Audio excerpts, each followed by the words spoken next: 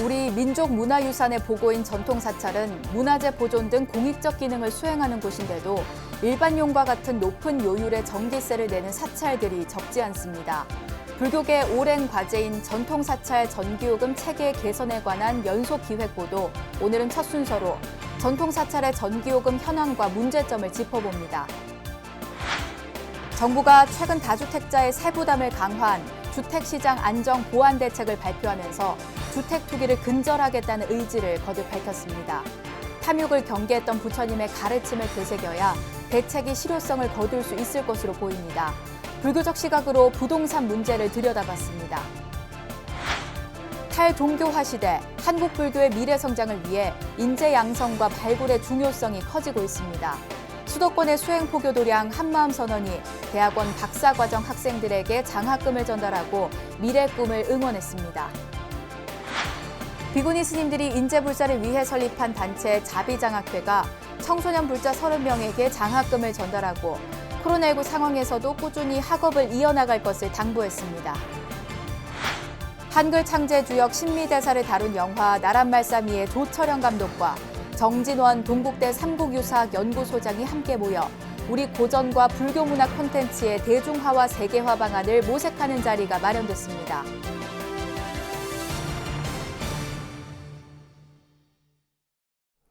여러분 안녕하십니까? 7월 20일 월요일 BBS 뉴스입니다. 우리 민족문화유산의 보고인 전통사찰은 문화재 보존 등 공익적 기능을 수행하는 곳인데도 일반용과 같은 높은 요율의 전기세를 내는 사찰들이 적지 않은데요. BBS 뉴스는 불교계 오랜 과제지만 쉽사리 개선되지 않고 있는 전통사찰 전기요금 체계 개선에 관한 연속 기획 보도를 마련했습니다. 첫 순서로 전통사찰의 전기요금 현황과 문제점을 정영석 기자가 짚어봅니다. BBS가 입수한 서울의 A 전통사찰의 1년치 전기요금 내역서입니다. 지난해 이 사찰에 부과된 총액은 1,469만여 원, 매달 평균 120만 원이 넘는 전기료가 빠져나가고 있는 셈입니다. 이는 사찰 관리비 가운데 전체 60% 이상을 차지하는 것으로 코로나19로 재정난을 겪고 있는 사찰들에게 적지 않은 부담이 되고 있습니다. 보안 때문에 사실 절에서는 보안등을 일부러 밤새 켜두는 편이에요. 뭐 CCTV랄지 이런 기계들도 밤새워서 24시간 내내 돌리거든요. 관리비로 비율로 따지면 가장 많이 들죠. 한 60% 이상. 네. 상대적으로 전각등이 많거나 규모가 큰 전통사찰의 전기세는 이보다 10배 정도 많은 것으로 확인됐습니다. 실제로 서울조계사가 지난해에만 납부한 전기요금은 2억 원가량이나 됩니다. 대웅전 등의 건축 양식에 따른 특성 때문인데 여름철 냉방비와 겨울철 난방비에 많은 요금이 부과됐습니다. 전국 교구본사 소속 전통사찰도 사정은 마찬가지입니다. 문화재 지킴이고 산림 지킴이고 그러니까 이게 단순하게 우리 소유권이 아니라 민족문화유산을 지킨다는 이런 공익적인 차원에서 솔선수범하고 있는 거로 생각한다면 정부의 보조를 받는 것이 맞지 않나 싶은데요. 실제로 조계종이 전통사찰 277곳을 대상으로 자체 조사를 벌인 결과 한 해 평균 전기세는 사찰당 2,300만 원, 본사는 1억 6천만 원의 요금을 납부하고 있는 것으로 나타났습니다. 대부분의 전통사찰들이 전기료가 가장 높은 일반용이나 주택용 요율을 적용받고 있기 때문입니다. 일반 전기를 사용하기 때문에 누진 적용이 너무 큽니다. 그래서 이제 사찰 재정에 굉장히 많은 부분을 차지하고 또 그런 부분에 대해서 국가에서 지속적인 시정 조치를 최소한 교육 전기라든가 또 농업, 상업 전기 정도 수준의 정부가 마련한 전통사찰의 보존과 지원에 관한 법률은 역사적 의의와 문화적 가치를 가진 사찰을 전통사찰로 지정하도록 규정하고 있습니다. 하지만 전기세 감면 혜택을 받는 유치원이나 복지시설, 박물관 등과는 달리 문화재 보존 등의 공익적 역할을 수행하는 전통사찰의 기능은 외면받고 있다는 지적입니다. 정부에서 하는 시책들이 좀 전통 문화를 살리는 게 아니고 죽이는 모습이지 않을까 하는 그런 생각이 많이 듭니다. 그래서 관계 부서에서 많이 좀 인식을 하셔가지고 그런 부분들을 전통 사찰이나 문화재 관람 사찰에 대해서는 많이 좀 이렇게 생각을 하고 지원을 하고 대책을 같이 강구하는 그런 시스템이 필요한 것 같습니다. 역사적 가치가 높은 전통문화유산을 보유한 전통사찰은 특히 코로나19 시대를 맞아 수행과 생태, 힐링과 치유의 공간으로 활용 영역이 넓어지고 있습니다. 친환경 시대를 겨냥한 국가적 핵심 자원으로 떠오른 전통사찰의 보존과 활용 가치를 고려한 별도의 전기요금 체계 마련이 시급하다는 목소리가 더욱 커질 전망입니다. BBS 뉴스 정효석입니다. 국회 불자의원 모임 정각회를 이끌고 있는 더불어민주당 이원욱 의원이 오는 8월 민주당 전국 대의원대회 최고위원 출마를 선언했습니다. 이원욱 의원은 어제 국회 소통관에서 기자회견을 갖고 민주당이 자성해야 할 지점은 바로 민주라는 단어에 있다며 민주당을 민주당답게 만들어가겠다며 이같이 밝혔습니다. 민주의 또 다른 이름, 평등과 공정, 정의의 이름을 다시 붙들어야 합니다. 우리 국민에게 문재인 정부와 민주당이 다수당이 된 국회에서는 민주주의가 꽃피울 것이라는 믿음과 희망을 주어야 합니다. 이원욱 의원은 경기 화성을 지역구로 둔 삼선 중진으로 지난해 민주당 원내수석을 맡아 여야 협상을 이끌었고 21대 국회에서 불자의원 모임 정각회 상반기 회장으로 추대돼 정관과 불심을 견인하고 있습니다. 정부는 지난 10일 주택시장 안정 보완 대책을 발표하면서 주택 투기를 근절하겠다는 의지를 거듭 밝혔습니다.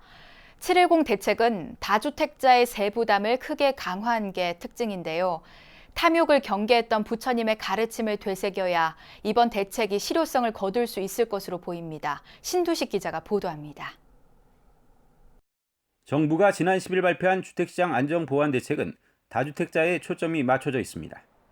다주택자에 대해서는 취득세와 종합부동산세, 양도소득세 등 구매와 보유, 매각 전 과정의 세금을 강화해 주택 투기를 근절하겠다는 의지를 담았습니다.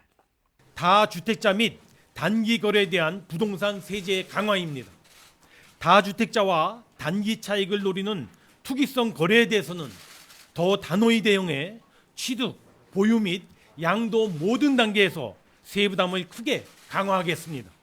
정부는 다주택을 보유한 고위공직자에 대해서는 실거주 주택을 제외한 집들을 매각해 솔선수범할 것을 주문했습니다. 이른바 710 대책은 6.17 대책에도 불안한 모습을 보였던 집값을 잡기 위해 마련된 보완 대책으로 실거주 이외 목적의 주택을 매각하라는 정부의 시그널로 전문가들은 보고 있습니다. 이번에 그 710 대책은 그 고가주택, 다주택자, 임대사업자에 대한 그 징벌적인 세금에 대한 부과로 실거주 주택 외에는 시장에 집을 매각하라는 신호를 보내는 것으로 해석할 수 있습니다. 다주택자에 대한 세금 부담 강화에도 집값이 안정될지는 미지수입니다. 결국 너와 내가 둘이 아닌 자타불이의 불교적 가르침을 실천하는 것이 중요하다는 의견이 나오고 있습니다. 불교적 이제 이상을 따지자면 결국 우리가 모두가 조화롭게 사는데 그 목표를 두지 않겠습니까? 그래서 그 집을 한 사람이 여러 채를 그것도 자기들 이익을 위해서 하는 것은 욕망에 의해서 하는 것은 결국 그 조화로운 삶을 해치게 되니까 그걸 다른 사람과 공유한다는 차원에서도 개항을 해줘야 되지 않나 생각이 됩니다. 특히 탐욕을 경계했던 부처님의 가르침이 더욱 절실하게 다가오고 있습니다. 부처님께서는 분수 끝살라라는 말씀을 하셨고요. 탐욕을 가장 경계하셨죠. 자해경에 보더라도 현자의 비난을 사지 않는 삶을 살아라라고 하는 내용이 나오거든요. 주택 정말 중요합니다. 내가 살 것만 내가 살고 또 부의 축적으로 이용하지 않았으면 좋겠습니다. 욕심을 내려놓는 부처님의 가르침을 되새길 때 다주택자들의 초점을 맞춘 이번 부동산 대책이 효과를 낼 것으로 보입니다. BBS 뉴스 신두식입니다. 전북 김제 흥복사가 조계종의 100만 원력 결집불사에 동참했습니다. 김제 흥복사 주지 공예 스님은 한국불교역사문화기념관에서 공익기부법인 아름다운 동행 이사장인 총무원장 원행 스님을 예방하고 100만 원력 결집불사 기금으로 1,000만 원을 전달했습니다. 총무원장 원행 스님은 어려운 데서 큰 마음을 내 고맙다며 감사의 뜻을 전하며 속가 고향인 김제에 대한 친근감을 나타냈습니다. 이에 대해 공예 스님은 원장 스님 뜻에 많이 동참하고 싶은데 미력하게나마 돕게 됐다고 답했습니다. 스님들의 안정된 노후 생활을 위한 제가자들의 기부 행렬이 이어지고 있습니다. 김윤봉 불자는 한국불교역사문화기념관에서 조계종 총무원장 원행 스님을 예방하고 승려복지기금 500만 원을 아름다운 동행에 지정 기탁했습니다. 김 씨는 많은 금액은 아니지만 스님들의 노후 복지에 조금이라도 보탬이 됐으면 하는 바람에 동참하게 됐다고 말했습니다.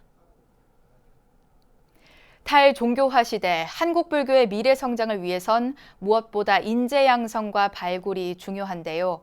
수도권의 수행포교도량 한마음 선언이 대학원 박사과정 학생들에게 장학금을 전달하고 미래의 꿈을 응원했습니다.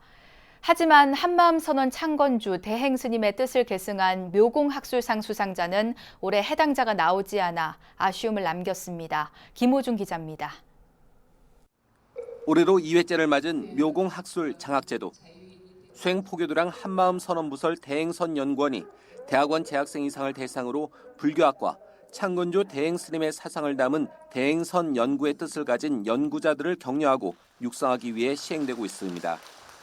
지난해 6명을 선발한 데 이어 올해는 대학원 박사과정 재학생 5명이 뽑혔습니다. 연구 계획서 등의 서류 심사와 면접을 거친 이들에게는 1인당 연간 500만 원의 장학금이 지원됩니다. 오늘 이 자리를 계기로 해서 저희 스님이 말씀하셨던 한마음의 도리가 여러분들 학문 세계에 조금이라도 응용이 되고 나타났으면 좋겠다 하는 그런 작은 바람도 가져봅니다. 젊은 학자들은 자긍심을 갖고 불교 연구에 더욱 매진할 것을 다짐했습니다. 불교에서도 좋은 사상적인 또 우리 앞으로 윤리적 지침, 도덕적 지침이 될 만한 것들이 많은데 그런 것들을 좀 더 부각해서 연구하고 또 홍보할 수 있도록 많이 노력하고 싶습니다. 묘공당 대행 스님과의 인연도 떠올리며 대행선 사상을 널리 알리는 데 기여하겠다는 마음도 먹습니다. 제가 한 20년 전에 출가 전부터 이제 한마음 요전을 통해서 이제 많이 말씀을 들었고요. 법화경 안에도 상불견 보살처럼 묘홍스님 같은 그런 자비행을 많이 행하신 분이 많거든요. 거기와 연관돼서 논문도 내고 싶고 연구도 좀 해보고 싶습니다. 이런 가운데 제2회 묘공학술상은 아쉽게도 수상자를 배출하지 못했습니다. 지난해 3월 공모를 거쳐 선발된 최종 5명으로부터 지난 5월에 논문을 제출받은 결과 본상의 취지에 맞는 논문은 없었다는 게 대행선 연구원의 결정입니다. 지금까지 묘공학술상 제도를 2번 시행해본 경험은 일천하다 하겠지만 이 경험을 바탕으로 해서 보다 효율적인 제도 운영이 이루어질 수 있도록 노력하겠습니다.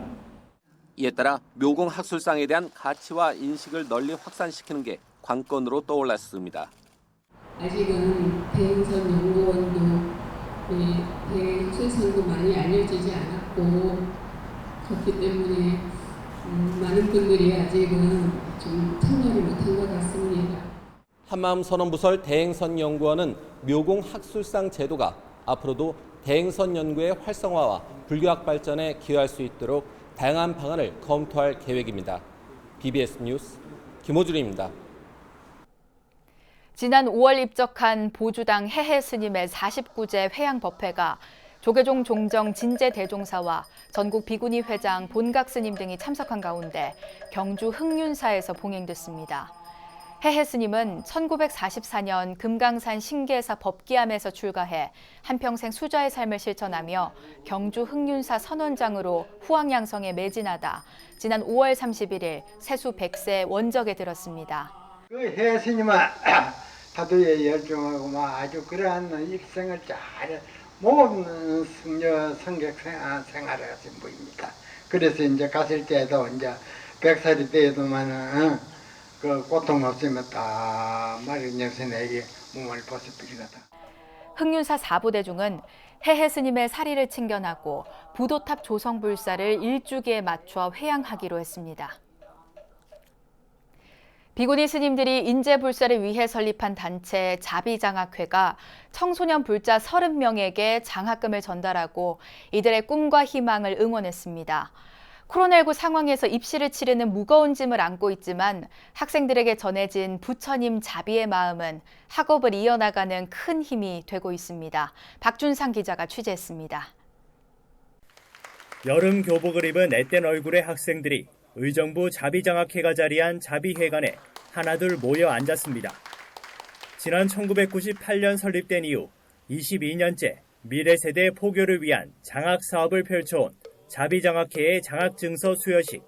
함께 봉독하는 순항들 반야신경이 여전히 어색한 학생들도 눈에 띄지만 자비장학회를 통해 맺은 인연으로 마음속의 불심을 한 뼘 더 키워냅니다. 이 장학증서 수여하는 날만이라도 여러분들이 이 부처님 경전, 이렇게 아주 위대한 부처님 경전을 한 번이라도 읽어서 그 공덕을 쌓게 하기 위해서, 즉 우리는 이 복밭에 씨앗을 심어서 그 씨앗이 잘 자라도록 해야 되는 거예요. 당초 3월 개학과 함께 장학금을 전달할 계획이었지만 코로나19로 학생들과 함께하기가 어려워지면서 행사는 이달로 미뤄졌습니다. 올해 자비장학회가 수여하는 장학금을 받은 학생들은 불교종립 광동고등학교를 비롯해 인근 학교 재학 중인 고등학생 20명과 중학생 10명 등 모두 30명, 고등학생 100만 원, 중학생들에게는 60만 원이 지급된 가운데 대부분 불교 학생의 활동에 적극적으로 참여하는 학생들이 선정됐습니다. 학교도 격주로 나가고 아무래도 코로나19 때문에 공부 흐름도 많이 끊기고 애들도 다 공부하기 힘들어서 시험도 막 날짜 바뀌고 막 이런 경우가 많아서 학업을 하는데 좀 어려움을 많이 느꼈는데 뭔가 저희를 격려해 주시고 더 열심히 공부하라는 의미로 장학금을 주신 것 같아서 되게 감사하고 좀 뜻깊다고 생각을 하고 있어요. 햇수로 22년째 지역사회 불교인재 양성에 매진하고 있는 자비장학회는 고등학생에 이어 올해 처음으로 중학생들에게도 장학금을 전달하며 부처님 자비의 품을 한층 넓혔습니다. 고등학생 20명, 중학생 10명, 올해 이제 대폭 확대를 한 거죠. 이제 그렇게 해서 이 고등학교가 의무 교육이 되면서 저희가 이제 이런 이제 장학금으로 그냥 학비가 등록금이 아닌 장학금으로 전환을 해서 주게 된 겁니다.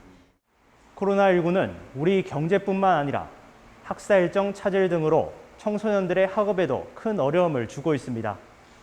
모두가 힘든 상황이지만 부처님의 자비와 공덕의 손길로 청소년들은 오늘도 미래를 향한 푸른 꿈을 키워가고 있습니다. 의정부 자비회관에서 BBS 뉴스 박준상입니다. BBS 대구불교방송 신임 운영위원장에 팔공총림 동화사 주지 능종 스님이 선출됐습니다. 대구 BBS 운영위원회는 동화사 참선당에서 제47차 회의를 열고 능종 스님을 만장일치로 운영위원장에 추대했습니다. 대구 BBS 운영위원회는 또 대구 불교사원연합회장 정효 스님과 태고종 관함사 주지 만어 스님을 신규 운영위원으로 선임하고 지역불교계와 힘을 모아 대구 BBS 신사옥 건립불사를 추진하기로 결의했습니다. 한글 창제 주역 신미대사를 다룬 영화 나란말싸미의 조철영 감독이 삼국유사와 월인석보 등 한국 고전을 세계에 알리는 정진원 동국대 삼국유사학 연구소장과 함께 북콘서트를 열었는데요. 우리 고전과 불교 문화 콘텐츠의 대중화와 세계화를 위한 상생을 다짐하는 자리가 됐습니다. 부산 BBS 박영록 기자입니다. 지역에서 좀처럼 만나기 힘든 두 사람이 김해 여예정사 교육관에 자리를 함께했습니다. 정진원 소장은 이런 스님의 삼국유사가 갖는 역사적 의미뿐만 아니라 불교의 탄생지 인도와 금강가야 김해의 연관성을 제시해 관심을 모았습니다. 수로 왕, 또 수로로 또 이름이 유명한 분이 또 한 분 있죠. 수로 부인. 예.